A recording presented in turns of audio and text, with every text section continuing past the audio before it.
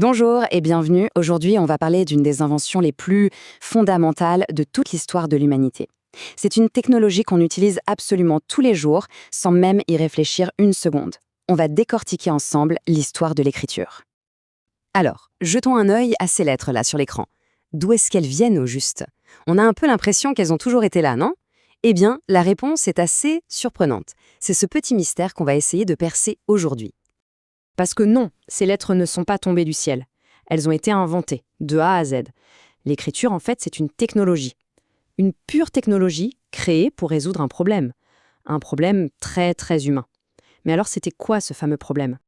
Allez, on plonge dans le vif du sujet. Tout part d'un vrai goulot d'étranglement.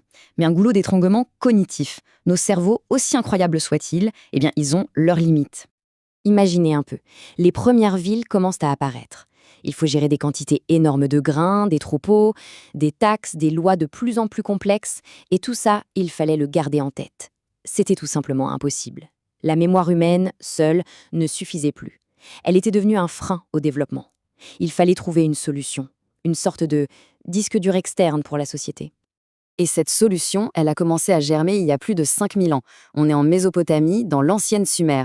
C'est vraiment là que notre histoire démarre. Alors, la toute première réponse à ce problème de mémoire, attention, elle n'était pas simple du tout. C'était quelque chose d'hyper ingénieux, oui, mais c'était réservé à une toute petite élite. Ce qui est fou, c'est que l'écriture est née de la compta. Au début, c'était très concret.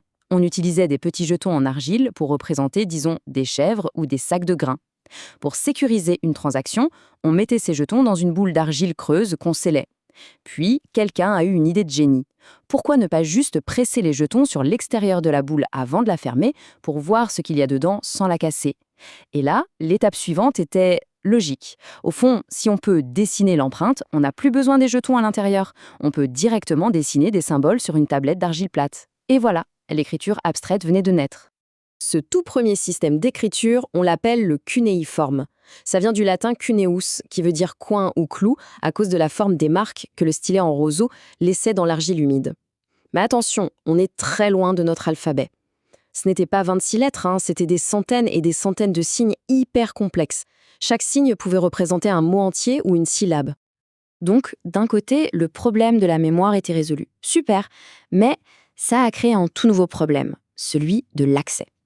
Pour maîtriser ces centaines de signes, il fallait des années et des années de formation. Ça a donc créé une nouvelle classe sociale, les scribes, une caste hyper puissante parce qu'elle seule détenait le savoir. L'écriture était un outil de pouvoir, pas du tout un outil pour le peuple. Et pour bien se rendre compte de ce que ça donnait au quotidien, et aussi des limites du système, écoutez ça, c'est une lettre de réclamation, une plainte vieille de 3700 ans.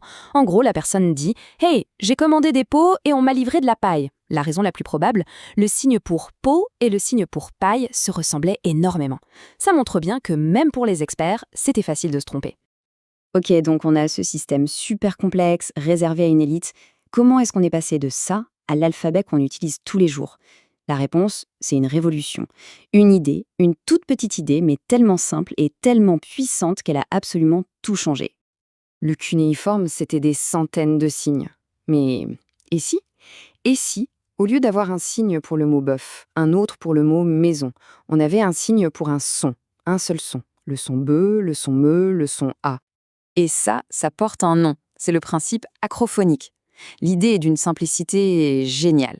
On prend l'image d'un objet, par exemple un bœuf, et on décide que cette image ne va plus représenter l'objet bœuf, mais uniquement le tout premier son du mot qui désigne cet objet.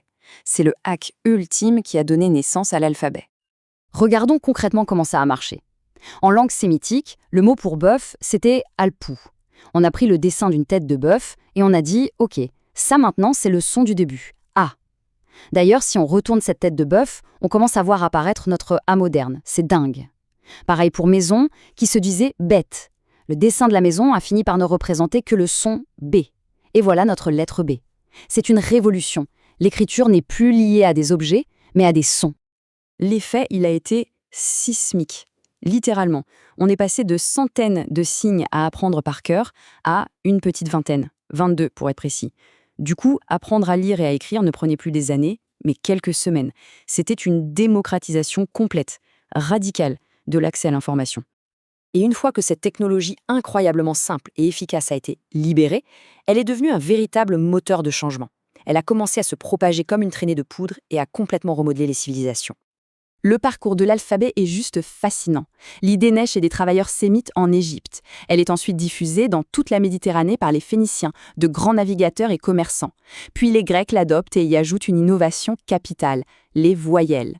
Ensuite, les Romains s'en emparent et l'adaptent pour créer l'alphabet latin, celui qu'on utilise aujourd'hui. Et des siècles plus tard, le coup de grâce, l'imprimerie de Gutenberg qui va mécaniser tout ça et déclencher la première véritable explosion mondiale de l'information. Économiquement parlant, les conséquences sont vertigineuses. D'un coup, on peut rédiger des contrats complexes et fiables, établir des lois claires pour tout le monde, protéger la propriété et les inventions. En fait, c'est la fondation de toute notre économie moderne. Sans une écriture simple et accessible, pas de commerce international à grande échelle, pas de système bancaire comme on le connaît. Et au niveau social, la transformation est tout aussi profonde.